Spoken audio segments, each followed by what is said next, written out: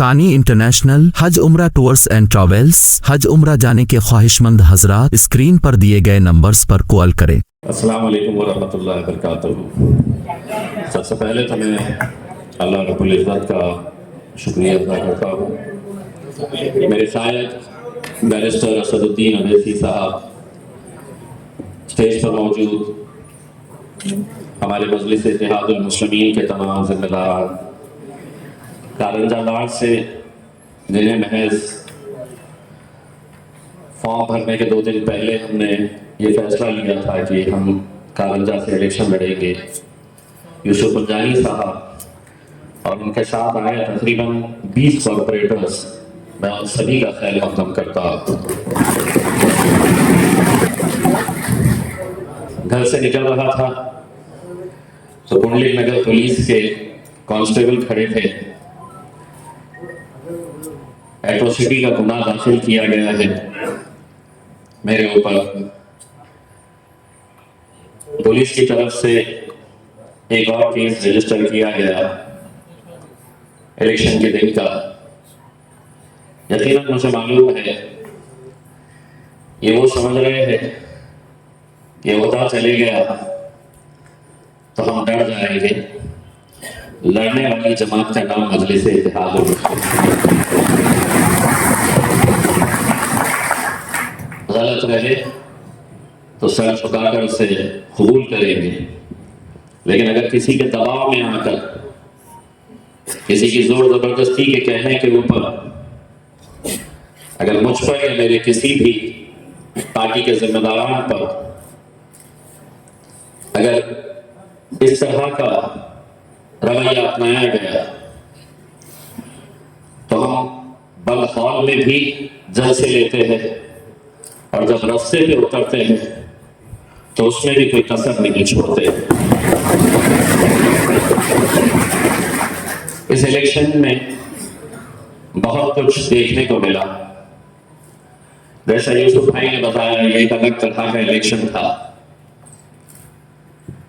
कैसे कैसे नारे लगाए गए थे। एक नारा जो पूरे महाराष्ट्र के इलेक्शन के अंदर उन लोगों को मुत्तहिद करने का काम कर रहा था, वो नारा कटेंगे और बटेंगे और कटेंगे।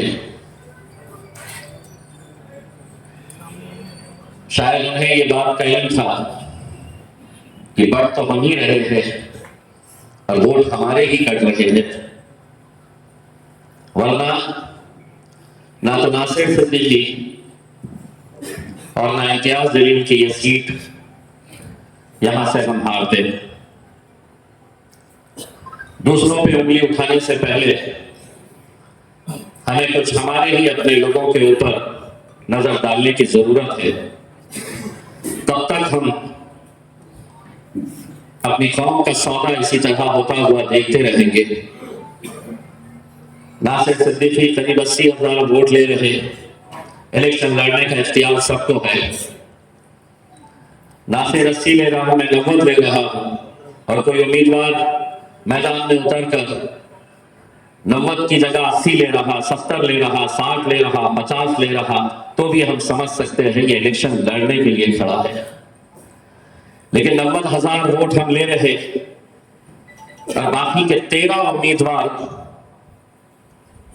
जो मेरे अपने कौम से ताल्लुक रखते हैं, 13 उम्मीदवारों की अगर गिनती की जाए कितने वोट हासिल किए तो 2700 वोट हासिल किए। हम हारे कितने से? तो महज 2100 वोटों से। 60 वोट, 80, 150, 200, इतने वोट। आखिर इनके होर्डिंग्स कौन लगा रहा था? इनके जलसों में 200 खवातीन, इनके रैली में कौन भेजा जा रहा था, किसे भेजा जा रहा था? इनके रिक्शे कैसे दौड़ रहे थे, कौन दौड़ा रहा था? मैं उस वक्त भी चीख चीख कर कह रहा था कि ये सारा पैसा भारतीय जनता पार्टी की तरफ से ये तमाम उम्मीदवारों को दिया जा रहा था और आखिरी के 3 दिनों के अंदर वो उम्मीदवार जो बड़ी बड़ी बातें करते हैं हर दूसरे तीसरे दिन, उनको पैसा इसलिए दिया गया था कि इलेक्शन के दिन दोपहर में 3 बजे के बाद मजलिस के जो गढ़ है, मजबूत इलाके हैं, वहां पर जाकर माहौल खराब करो। कभी इस बात के ऊपर गौर करिएगा, सोचिएगा कि हम कहां जा रहे हैं। जब जवाहर नगर पुलिस स्टेशन के बिल्कुल सामने भारतीय जनता पार्टी के दफ्तर में,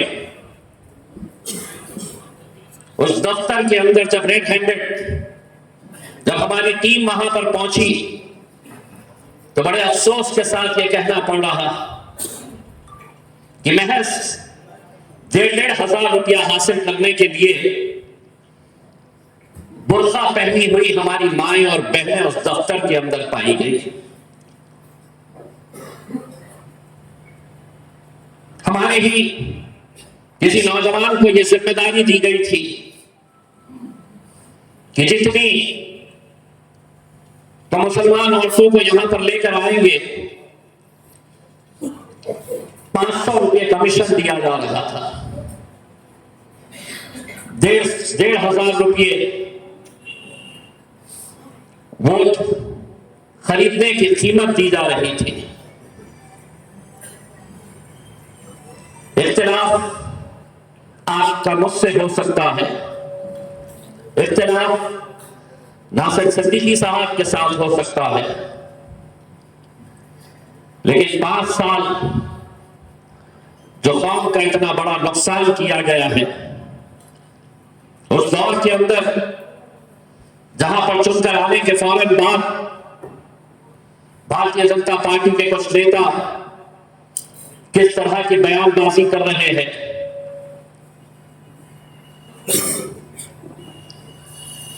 सारे लोगों ने ये बात का एतराफ किया कि इतनी सारी सीटें आई कैसी भारतीय जनता पार्टी की। कोई ईवीएम पर सवाल उठा रहा, आखिरी घंटे में जो वोटिंग में धांधलियां की गई, ये सवाल उठाए जा रहे। इसको डाइवर्ट करने के लिए बड़ी ही चालाकी के साथ अजमेर शरीफ की दरगाह का मुद्दा लाया गया और मीडिया से कहा गया कि अब इलेक्शन की बेईमानी के बारे में चर्चा नहीं होगी, अब अजमेर शरीफ की दरगाह चर्चा का मुद्दा बनाया जाए करके।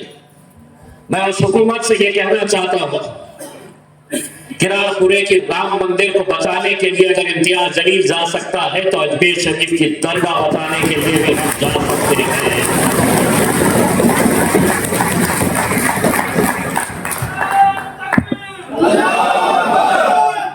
यकीनन हम जिस मजहब से ताल्लुक रखते हैं, मायूसी कुफ्र है।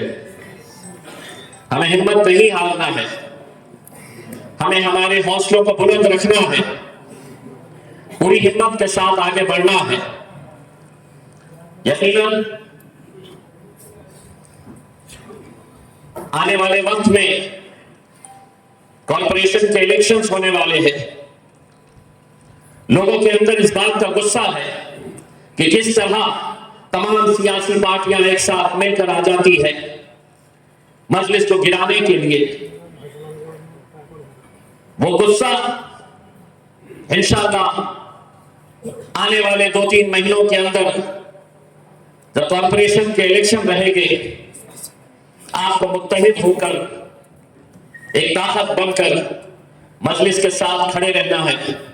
और मैं भी एक बात का एतराफ करता हूं, कोई भी उम्मीदवार इस भरम में ना रहे, ये सोच अपने दिमाग से निकाल दे कि अगर इम्तियाज जलील को 91,000 वोट मिले हैं, नासिर सिद्दीकी को 80,000 के करीब वोट मिले हैं, तो ये हमारे वोट नहीं है, ये बैरिस्टर असदुद्दीन अवैसी और अकबरुद्दीन अवैसी साहब के वोट वरना अगर इस घमंड और इस जुनून के अंदर रहेंगे तो हमने अपनी आंखों से देखा है 80,000 वाला 5,000 के ऊपर आकर रुक जाता है।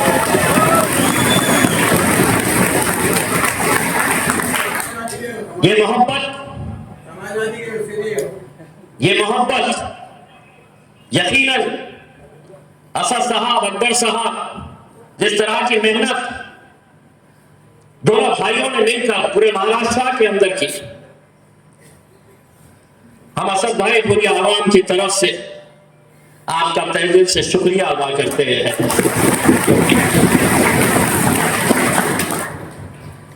आने वाला वक्त मजलिस के लिए अच्छा वक्त रहेगा, मजबूती के साथ आगे बढ़ेंगे। आज गिरे हैं, फिर उठेंगे, फिर खड़े रहेंगे और चलेंगे, दौड़ेंगे इंशाअल्लाह। बहुत बहुत शुक्रिया। ये है खबरों की खबर और आप देख रहे हैं खबरों की खबर टीवी।